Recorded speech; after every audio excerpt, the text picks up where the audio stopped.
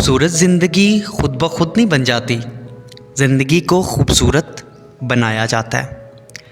یہ زندگی اس کو فتح کریں، زندگی اسے زندہ رہنے کا حق دیں۔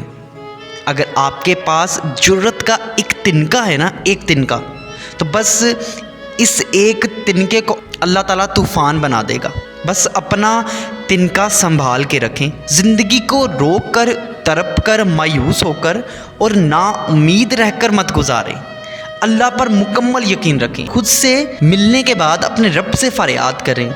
وہ تمام میری حماقتیں جو ہوئی گناہوں کی چھاؤں میں، وہ عمل کی ساری کثافتیں جو لکھی گئی ہیں فضاؤں میں، تیرے سامنے ہے ذرہ ذرہ، تیری ذات واقف حال ہے۔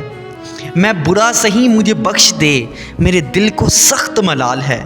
میری نیند آنکھوں سے دور ہے، میری حیات گناہوں سے چور ہے۔ یہ کرم ہے رب جہاں تیرا، میرا ہر گناہ بے نقاب ہے۔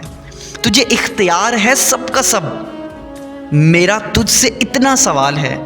تو معاف کر، تو کریم ہے، بس تو ہی رب ذوالجلال ہے۔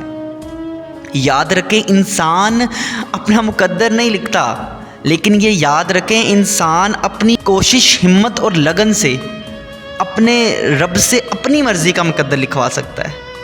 دنیا کی کوئی چیز، کوئی کتاب، کوئی انسان ہمیں پرعزم نہیں بنا سکتا یار، سوائے خود ہمارے۔